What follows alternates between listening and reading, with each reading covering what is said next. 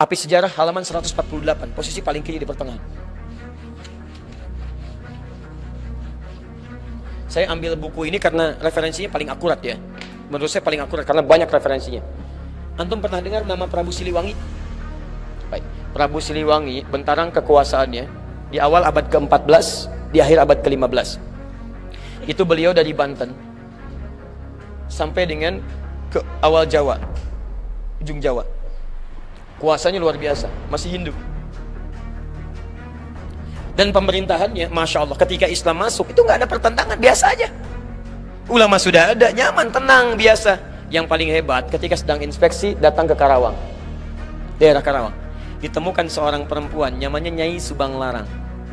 Sedang membaca Al-Quran. Nyai Subang Larang itu diantara muridnya Syekh Qura. Syekh Qura itu nama aslinya Syekh Hasanuddin. Ketika pulang dari Mekah, maka disebut Ummul Qura, maka disebut Syekh Qura. Bikin pesantren beliau di Karawang. Sampai sekarang masih ada pesantren Syekh Qura. Baik diantara muridnya namanya Nyai Subang Larang. Baca Al-Quran. Begitu dibaca, datang ini mendengar bacaannya, melihat siapa yang baca, seketika jatuh hati. Bukan jatuh kaki, hati. Masya Allah. Begitu dilihat, langsung mengajukan lamaran. Penguasa, raja, kaya, tampan, Masya Allah. Tiba-tiba anak antum dilamar. Kira-kira terima nggak? Kaya, tampan, penguasa, diterima nggak? Halo? Jangan dulu, lihat dulu, ini kan bukan muslim. Oh, bukan pakai bukan muslim. Quran surah kedua ayat 221. Lihat kalimatnya. Wala tankihul musyrikati hatta yu'minna wala amatun mu'minatun khairum min musyrikati walau a'jabatkum.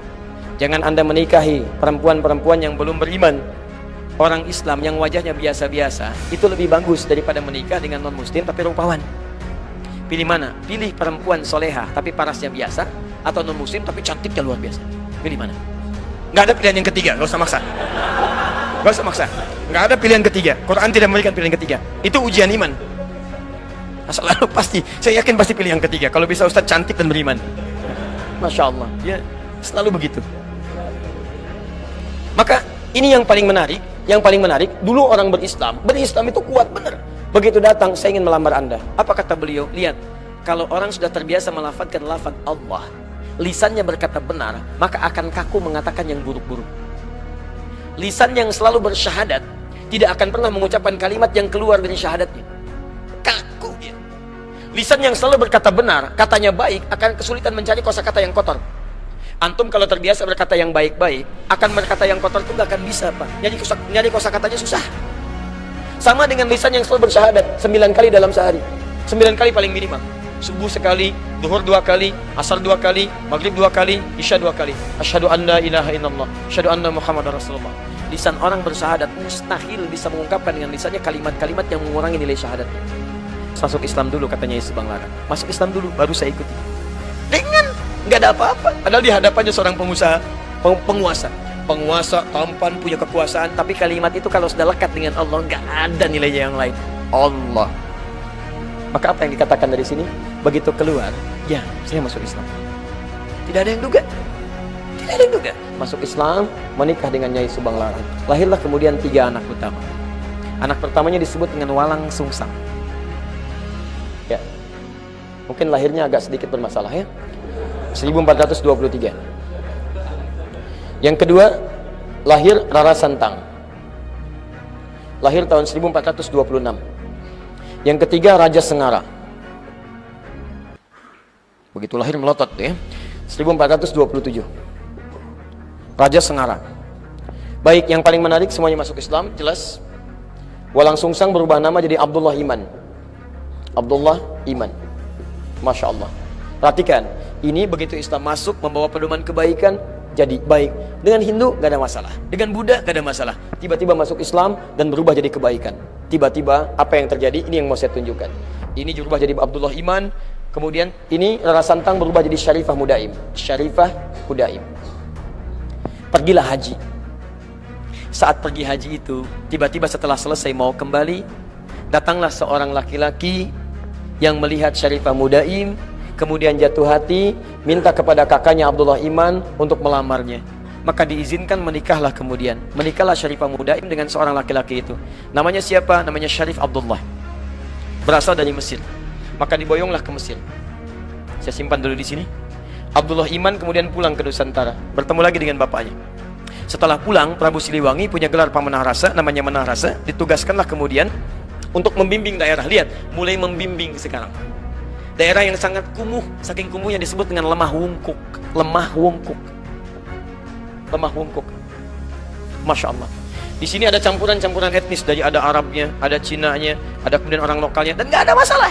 Begitu orang Islam datang, ditata jadi bagus.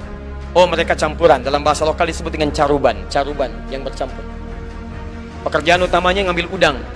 Ya, ambil udang kecil, dibikin kemudian terasi.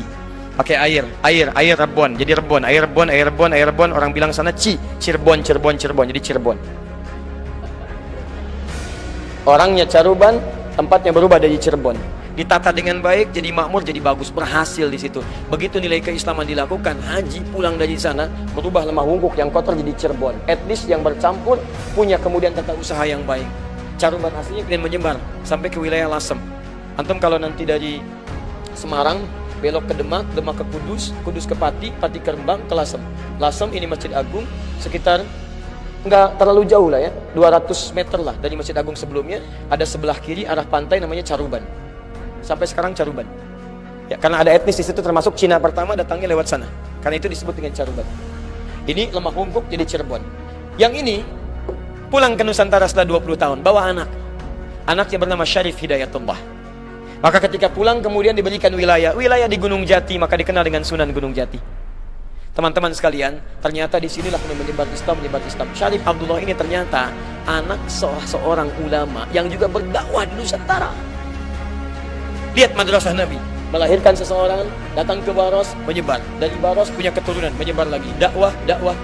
Dari situ muncul kemudian peradaban, kehebatan, kemajuan. Apa yang terjadi di antara saudaranya ini? Syarif Abdullah punya anak namanya Syarif Hidayatullah, menguasai Gunung Jati. Syarif Abdullah ternyata adiknya dari seseorang yang bernama Maulana Ishaq. Maulana Ishaq itu, siapa dia? Itu adalah anaknya Ahmad Jumadil Kubra. Dari Maulana Ishaq itulah kemudian melahirkan Kiai Haji Ahmad Dahlan.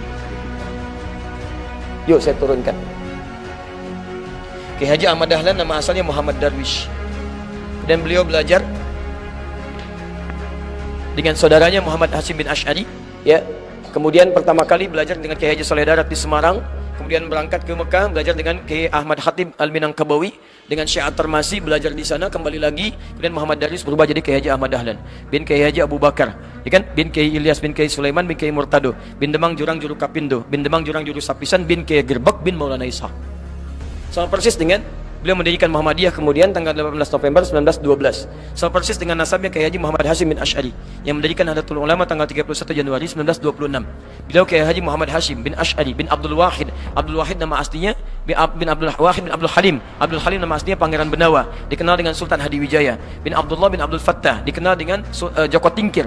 Ya, kemudian bin Abdul Aziz bin Abdul Rahman bin Maulana Ishaq. Ya, Walid Raden Ainul Yakin. Siapa Maulana Ishaq itu? Anaknya Ahmad Jumalil Kubra. Siapa Ahmad Jumalil Kubra itu? Keturunan dari Ali Zainal Al-Kabir. Ali Zainal Al-Kabir anaknya Ali Zainal Abidin. Ali Zainal Abidin keturunan dari Al-Husain. Al-Husain adiknya Al-Hasan. Al-Hasan anaknya Ali bin Abi Thalib radhiyallahu ta'ala anhu. Ali bin Abi Thalib suaminya Fatimah Az-Zahra. Fatimah putri Muhammad sallallahu alaihi wasallam.